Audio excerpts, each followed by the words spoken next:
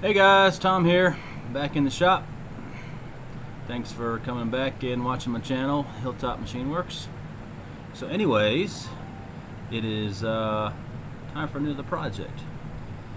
So what I've been thinking about doing is making a mini pallet, and to make it a little more versatile, what I want to do is I want to mount it on the rotary table. This is an import. It is it's decent quality, 8-incher, horizontal and vertical. It's about oh, I want to muscle on and off the mill, and even worse when you run in the 6-inch 3-jaw on it. I mean, she probably comes in close to 100 pounds, and lifting her in and out, you know, I can do it. You know, I've been lifting weights and powerlifting and bodybuilding for a long time, but the old lower back is not happy with me. And the older I get, I figure it's probably better to work smarter, not harder. So instead of buying a larger rotary table, like a 12 or a 15, and then you really got to you know, use a crane to get her on, or some sort of gantry, what I figured I'd do is I'd make a mini pallet. I scored this piece of I think it's 70-75, I'm not sure, but it is aluminum. It's 13 by 10.5 by 1 1/4 thick. So I'm thinking about turning this into a mini pallet that would mount onto the rotary table, so when I need more real estate here, I've got it. But yet when I don't need it, you know, I can just toss this 8-inch on and off the table and not have to worry about it if I had a 12 or a 15-incher. So I think that's the plan. I think I'm going to do everything on the mill. I would like to turn this on the Monarch, but I'm a little bit lazy right now, and I don't feel like taking that monster 12-inch 3-jaw off of it and putting on the 4-jaw 10-inch, which would probably handle it. So I think, like I said, the plan is going to be, we'll get this thing, find the center, figure out my spacing here, drill some holes, get it mounted onto this, and then once I do that, I'm not sure if I want to round it or keep it square yet. As we go through, I'll make a decision there. But then after that, then we can start running out some rings, and then we'll start drilling and tapping half 13 holes. So that's the plan. Stick with me, and let me get some stuff set up. Alright, let me find center, but I don't know if I've shown you guys or not. I just picked this up off eBay a few weeks ago. It's a 24-inch Starrett, number 414. But what I liked about it is I love the old style numbers. So, plus the graduations are nicely spaced, so as my eyes get older, easier to read. So anyways, sweet scale.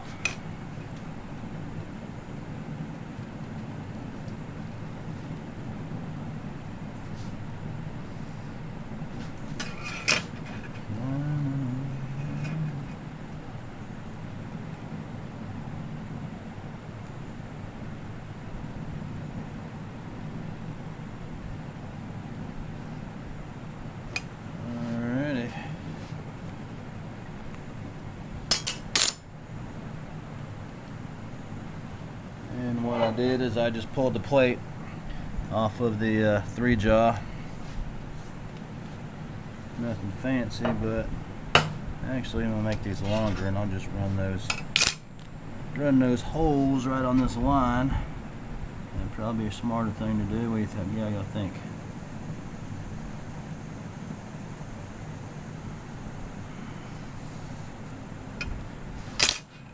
No.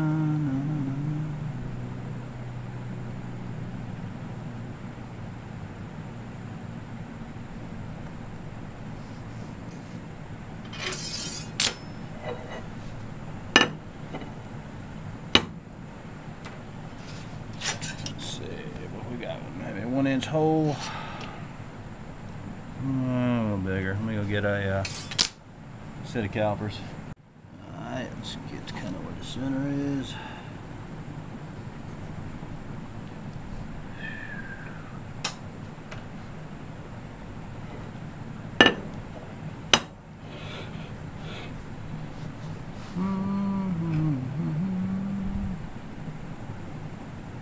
Oh, nice. These aren't even going to line up, really. They just drilled them haphazardly. You're killing me. Oh, y'all, come on now, really.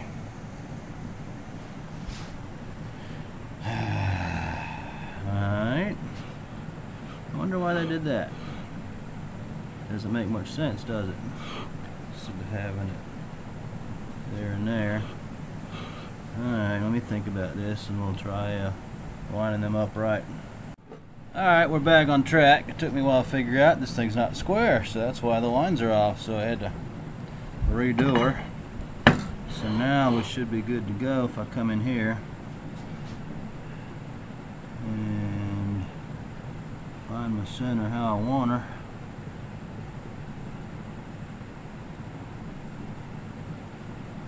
I'll go with this. These are metric holes, so I don't know. Let me mark it first, and I'll try to center. Try a punch on her. See if it'll like it or not.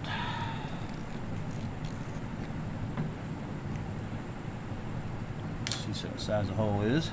Well, I found a punch that was pretty close to it, so.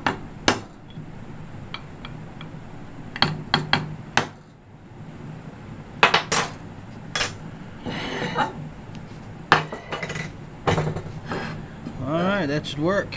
Let's punch some holes. Alright, I got you over here at the mill. I had to take off the movable jaw and move it to the back side here so I can get this thing in. So now let's just kind of see if we can find our center punches here. Like I said, this ain't super precise, but I'm gonna try to get halfway decent. Always good to practice your skills, right? Alright, looks like she's good there. Let me tighten the ways up. Zero out DRO.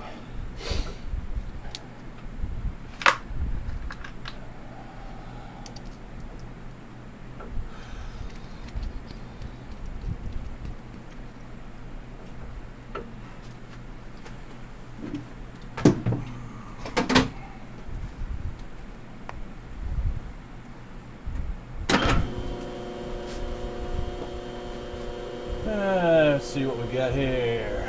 300 Rs, PMs.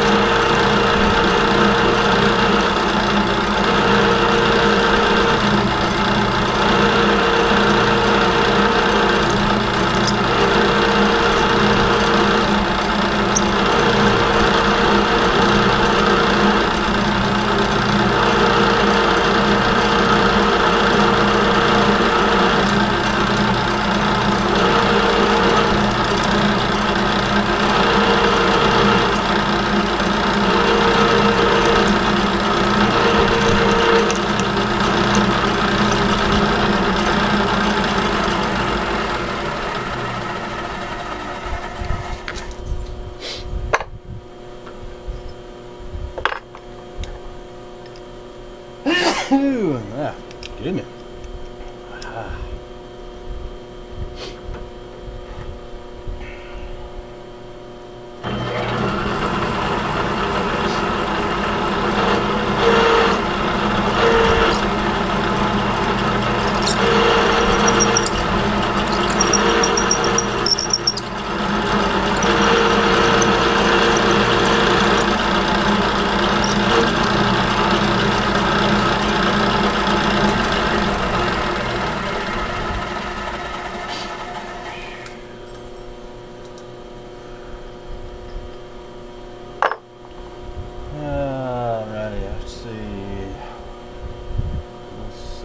Pull this chuck and put in a collet for the end mill. Alright, I'm going to countersink the hole about 425 thousandths. Just running a 5/8 end mill.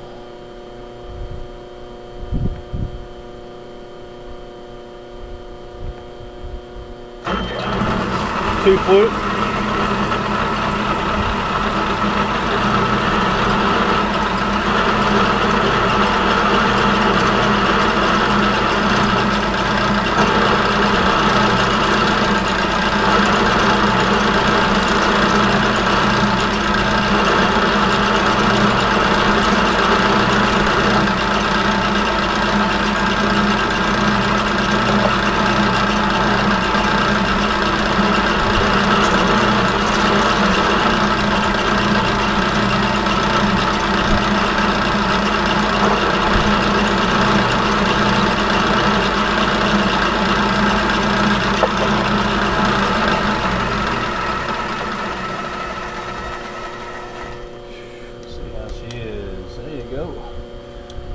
Should be good. After I do a skim coat, she still should be sitting just below the surface. I'll take it. Let me swap this around and we'll rinse and repeat. Well, got the holes all drilled and countersunk. So let's see how we did. And of course these are metric, and I'm gonna have to pick me up some cap screw metrics. I don't keep much metric stuff around. I did find these regular hex ones, so we'll give this a try. And let me get some 1, 2, 3 blocks together. Well, she might be alright. Let's see.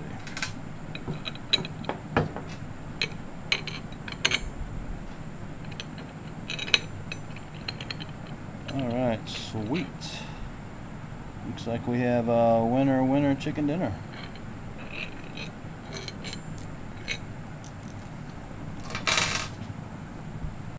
Okay, so what happens is this slug here centers up whatever goes on top of the rotary table, which is usually the 3-jaw chuck adapter plate that bolts down into the slots. So what I need to do is bore a hole that is this diameter of the slug into the mini pallet, and I need to see kind of how deep I need to bore that hole. So she fits kind of snugly in there, and of course it went in easier last time.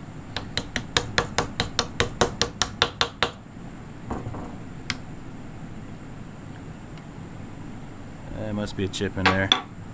So anyways, I'll use this new veneer depth I just picked up at the flea market.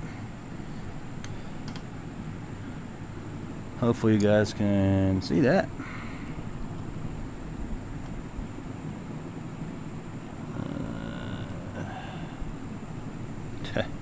I think hold it steady. Duh.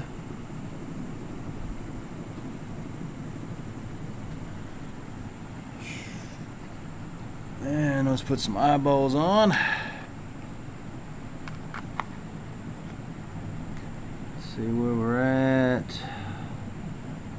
So you got 650 and looks like about 5. So we're looking at about 655 thousandths. So let's see what the diameter of this is. I think it's like 15 or something metric, 15 millimeters. Let's see where we're going to be at.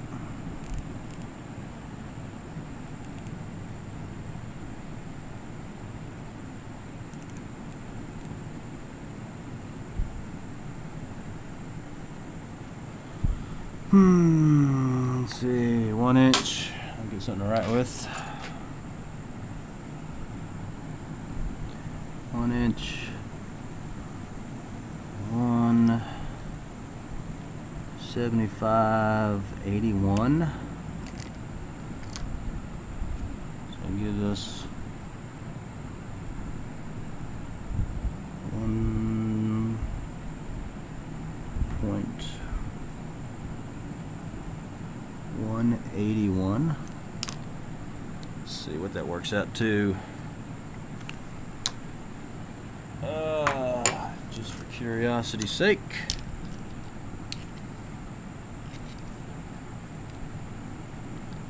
And that's 180. What's metric? 29.98. I'm sorry, yeah, so it's basically just under 30 millimeters. Cool. Alright, let me get over to the mill. Alright, I'm over here at the mill, got it set up. What I did is I found the edge and then I found the center, got that distance, flipped it over, rinse and repeat. Did a little center dot there, and I'm just confirming, make sure we are where we should be and we look good.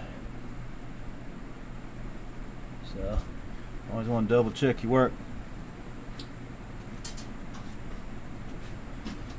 So the plan is go ahead and start pecking a hole about 660 thou deep, and then once I get to a point about 1 inch, I think that's the largest drill bit I got. Next one jumps up too big, and we'll start boring her out.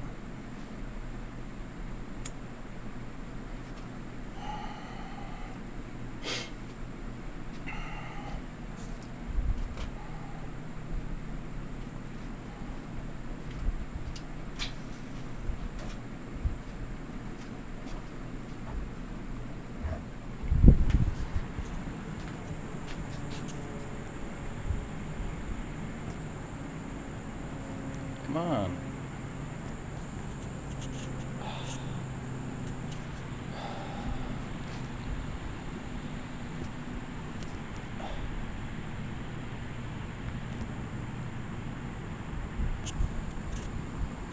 Just stop.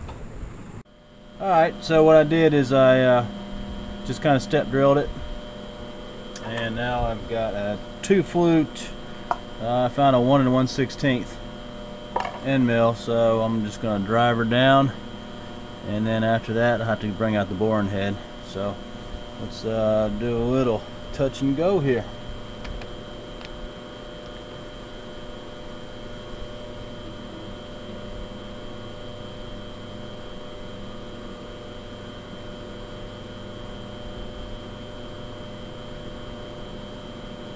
Just getting the quill zeroed out.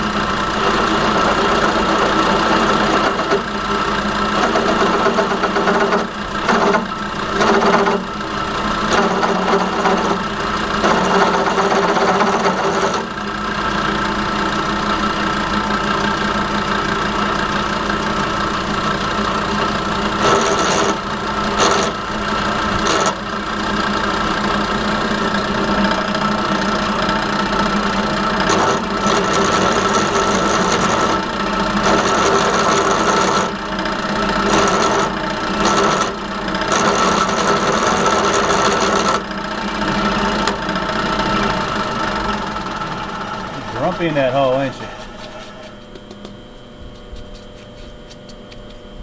Let me get a little lube in that thing and see if that will help a little bit. We're almost at depth.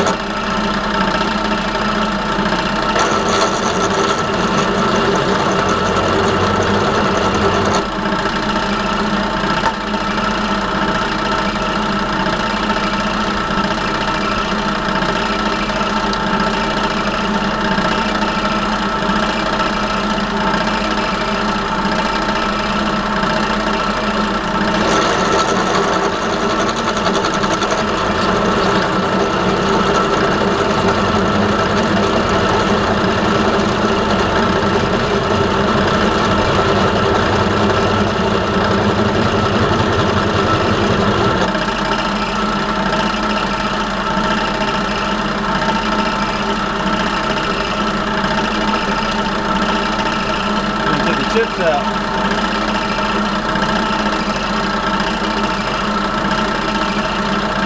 Still she wants to stick on me.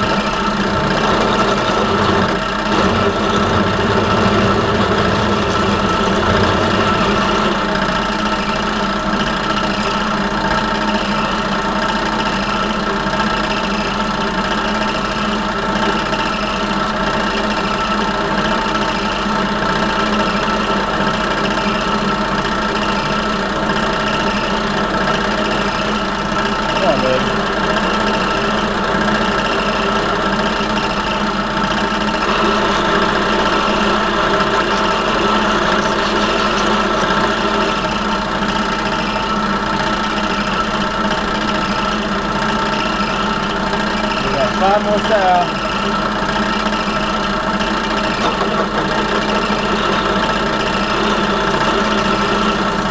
That should be it.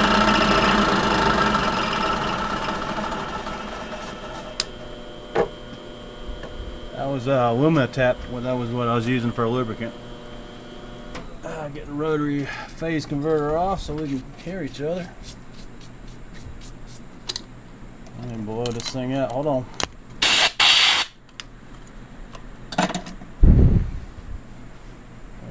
Let me go get a depth mic and I'll be back. Alright, I'm just a hair shy. I'm actually at 660. We're shooting for 665, but I think we'll still be okay because I overshot it just to make sure that we have a little extra room. So cool beans, let me get set up and then let's bore out our final diameter. Got the boring head in and just ran a skim pass. You see what my hole diameter was. Don't know if you guys have seen this. I showed it I don't know, maybe it was a D&D. Another video previously. This is one of those cutters that Randy Richard made on his channel. And I buzzed one out too. They're pretty cool. They work really, really well. Insert. Regular triangular one. So anyways, we'll make a quick pass here. And keep on getting on this project.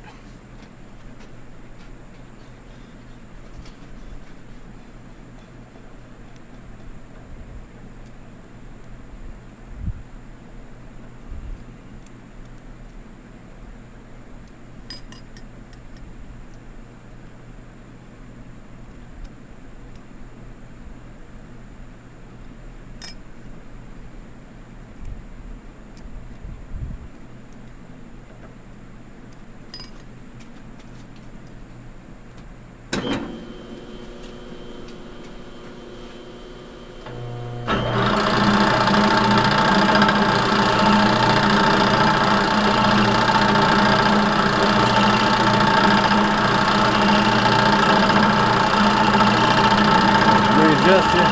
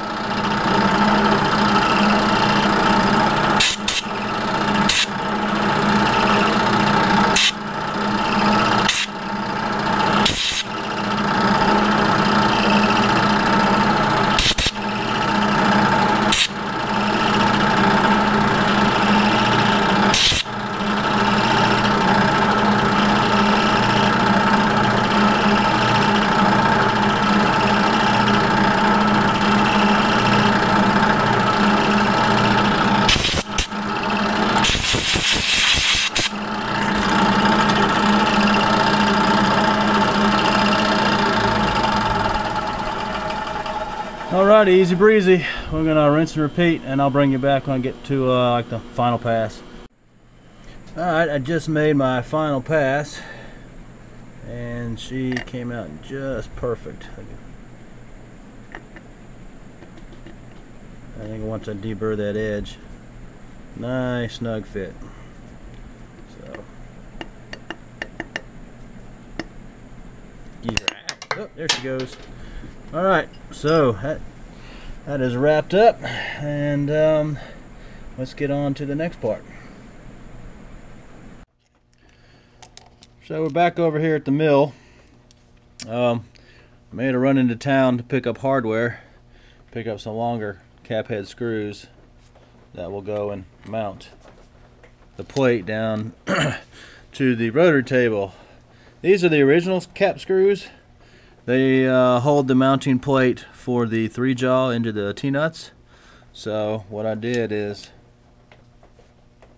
I just measured the head, and it's like, what, 585, if you can see that. So I figured if I just ran a 5/8 end mill, which would give me 625, would give me obviously plenty of clearance. So go to the hardware store, pick up the longer bolts, and guess what? They don't fit. Just because the bolts are longer, they decided to increase the head. So these head bolts are actually 632 and a half. So they're just bigger than 5/8. So what I'm going to do is re-counterbore all the holes. And another reason why to have a nice gauge pin set is if you want to easily locate your hole, especially small holes, instead of setting up your coax, is you get out your gauge pin sets, put a gauge pin in your collet, and run her down till you line your table up. And so now I know I am on center. So now I'm just going to mill this out. I got 11/16 end mill, 2 flutes, so I'm just going to buzz it down and enlarge the hole a little bit. But I just thought I'd show you the gauge pin trick for those that don't know about it or don't use it often. Alright, I'm going handheld, so it might be a little bit shaky, but I just thought I'd show you. Just starting to level this thing out. As you can see, it's just not flat at all. Gone over the whole thing. This is the low spot, and over here this corner is the high spot. I ended up taking about 6.5 thou off of it so far, and she's still not flat. So I'm gonna keep buzzing this thing on, and then once I get her close to done, I may do a short video of it hogging some material.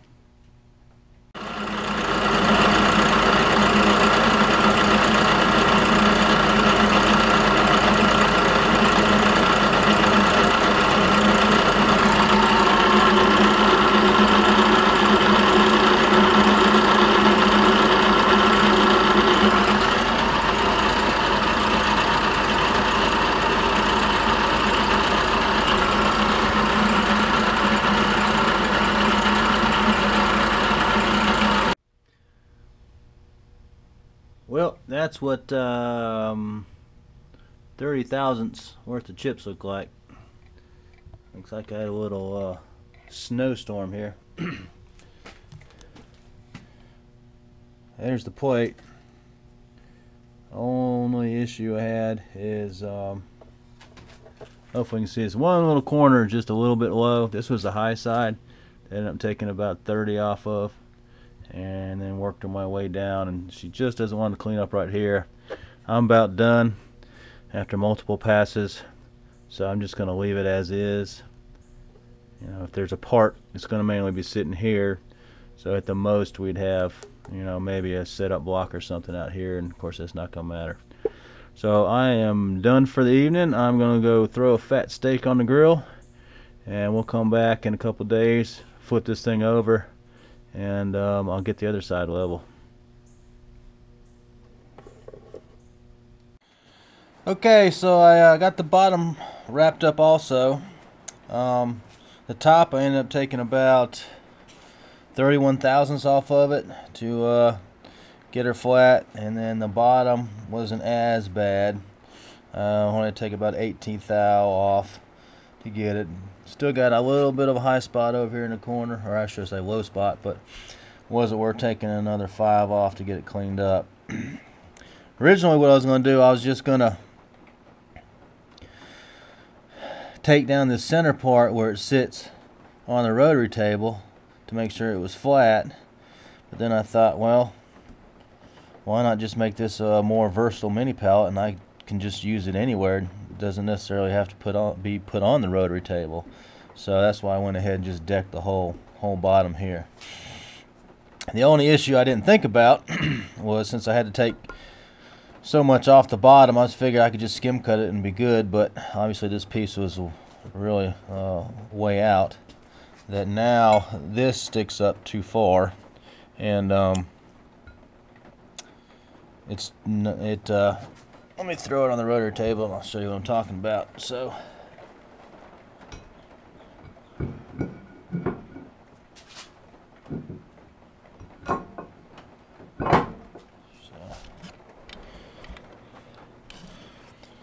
if you see over here, so now it doesn't sit totally flat. I got about I don't know, 30 to 40 thou gap in there. So instead of taking it back over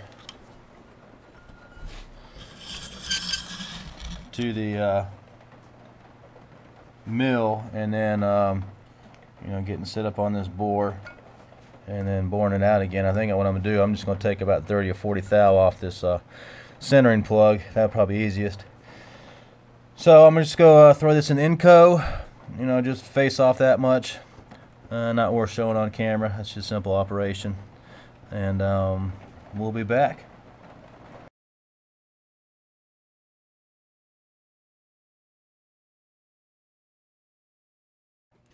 Alright, so I got everything drilled and tapped, and she's looking good.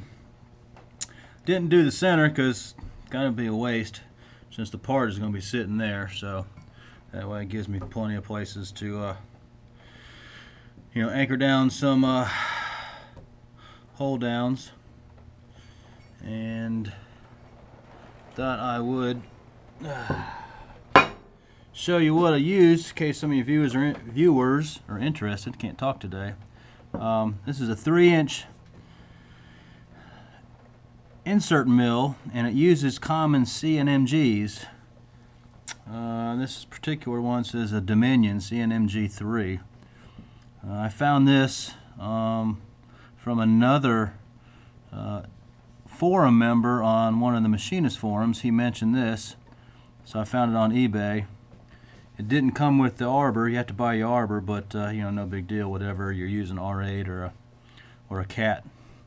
But the nice thing is they're CNMGs, which is my favorite insert, and what they do is they use the opposite corners. So on your lathe tools, you know, you're using these corners. So when you go in the mill with this one, you're using these corners. So you can use all 4 corners, and if you flip it over, you get 8. So you get to use the insert and get your money's worth out of it. It works real well. It may not be the perfect geometry, because since there's special milling inserts, but for what I do and for what some of you guys may do, you may be interested in it. I think it was like $1.25 off eBay. So just thought I'd pass that on to you guys. So anyways, this project, oh no, we lost our lights.